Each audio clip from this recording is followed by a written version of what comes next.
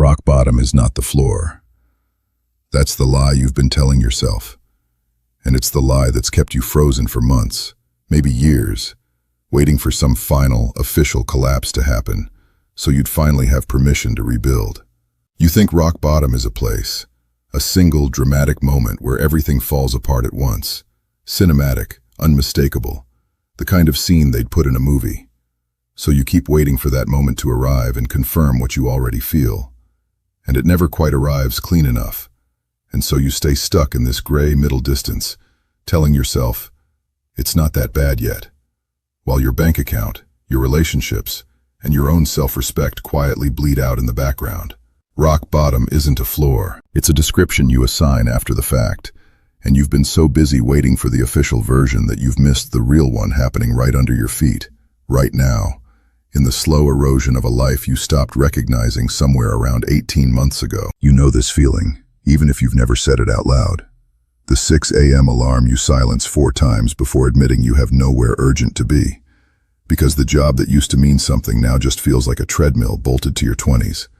The group chat that's gone quiet because you stopped responding, not out of busyness, but because you didn't know how to explain that you're not okay without it becoming a whole conversation you don't have the energy for. The mirror moment, you know the one, where you catch your own reflection in a dark window at night, and for half a second you don't recognize the posture, the slump, the tired eyes of someone who used to have plans. You tell people you're figuring it out. You are not figuring it out. You are circling the drain politely, with good manners, while everyone around you posts their promotions and their engagements and their soft life aesthetic. And you sit there scrolling, wondering when exactly you became the person watching everyone else's life instead of living your own. Here's the truth, and I need you to actually hear this instead of just nodding along. You don't fall to rock bottom in one dramatic crash. You get there one decision at a time, the same way a fighter doesn't lose a fight on one punch. He loses it in the 100 half efforts in the rounds before the knockout. The times he covered up instead of countering. The times he flinched a half second before the bell instead of after. I want to tell you about a welterweight named Dion Castellanos. That's not his real name. His actual name doesn't matter. What matters is this exact story happened, told to me by a strength coach who worked his corner for 6 years at a regional gym outside Cleveland.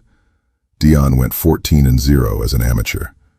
Everyone in that gym, the kind of gym with one heavy bag held together with duct tape and a single window that didn't open, thought he was getting out. Sponsorship, a real promoter, the whole thing. Then he turned pro and lost 4 fights in a row.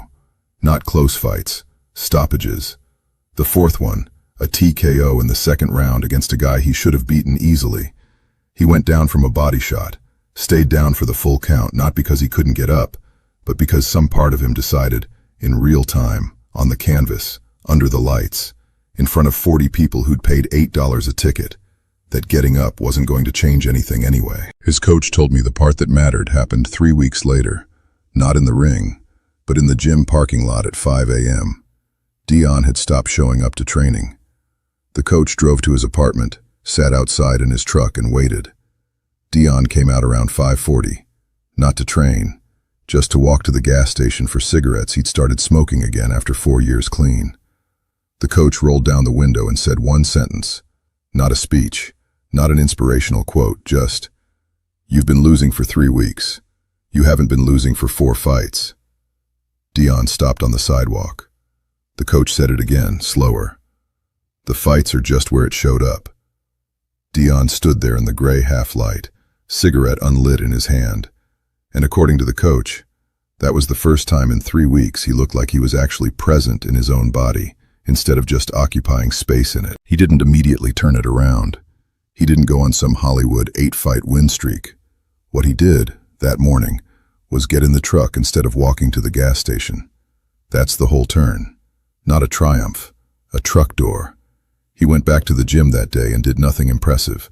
Some shadow boxing, some rope work, mostly just standing in a building that still believed in him when he didn't believe in himself yet. It took him 11 more months to win another fight, and when he finally did, it wasn't a knockout. It was a split decision nobody but his coach and his mother were in the room to see. His coach said that fight meant more to him than anything that came after, including the regional title 2 years later, because that split decision was proof that the truck door mattered more than the fight ever did. Here's what that story is handing you, and I want it to land somewhere underneath the noise in your head. You are not failing because of the visible collapse, the missed rent payment, the breakup, the firing, the thing everyone can point to and say, that's when it happened. You are failing, if you're failing at all, because of the invisible accumulation underneath it. The 100 mornings you covered up instead of countering, the texts you didn't answer, the version of yourself you quietly stopped defending. Rock bottom isn't a single floor you crash through. It's a debt you've been accruing in small, unwitnessed installments, and the dramatic moment you're waiting for to finally wake you up is just the invoice arriving. The invoice was never the problem. The installments were. So ask yourself, honestly, what's your truck door right now? Not your eventual comeback, not your 5-year plan, not the version of you that has it all figured out by next January.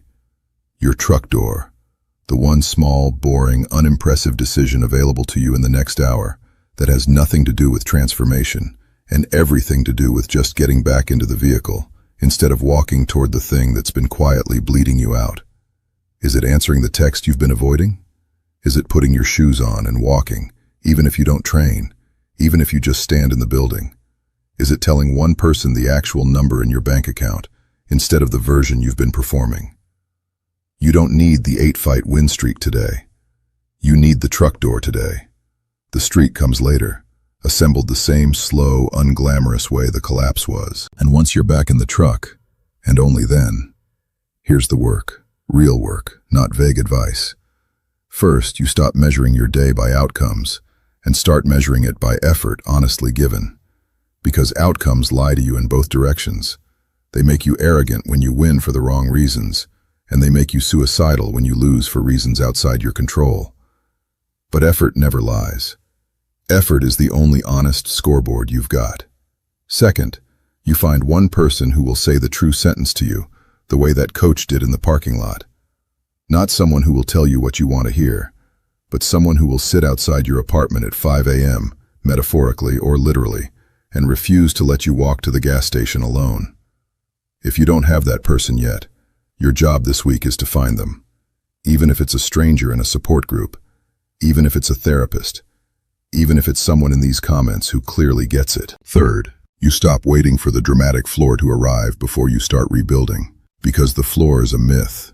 There is no bottom that announces itself. There is only the moment you decide the installments stop. And that moment can be right now, at this sentence, in whatever room you're sitting in. Picture, for a second, not a man falling through a floor, but a man climbing out of water that's been slowly rising around him for months. Not a flood, not dramatic, just a slow tide he kept telling himself wasn't that high yet. Until one day it's at his chin, and he realizes the only reason he hasn't drowned is that he's been quietly, exhaustedly treading water this entire time, without ever calling it what it was. The tide doesn't care that you didn't notice it rising. But here's what the tide doesn't know about you. You've been treading water for months, which means you have a strength you haven't credited yourself with. Because dead men don't tread water, exhausted men do. And exhausted is not the same as finished. You are not drowning. You are exhausted from refusing to drown, and there's an enormous difference between those two states, and only one of them deserves the despair you've been assigning to it. Stop calling it drowning. Start calling it what it is. Exhausted, still moving, still here. The tide rose. You didn't go under.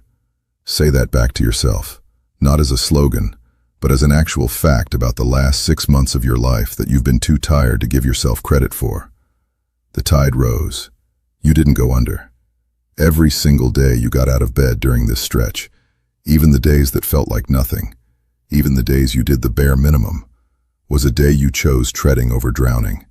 And that choice, repeated quietly, unglamorously, without applause, is the only kind of strength that's ever built anything real. So here's what I need you to do the moment this video ends, before you let the day pull you back into autopilot. Find your truck door. The one small, specific thing you've been avoiding that has nothing to do with fixing your whole life and everything to do with just getting back in the vehicle. Do it tonight. Not as a grand gesture, as a quiet, private proof to yourself that the installments have stopped. And then come back here and tell me in the comments, what's the truck door you've been avoiding? The one small thing that, if you finally did it tonight, would mean more to you than any version of success you've been chasing. I will read it. Somebody else circling their own drain at 1 a.m. will read it too. And for 1 second, you'll both remember that exhausted is not the same as finished. If this found you tonight, subscribe, because we're not done. There's more water to get out of, and I want to be in the truck with you for the next part of it. You didn't survive this much tide just to let it win on a random Tuesday. Get in the truck.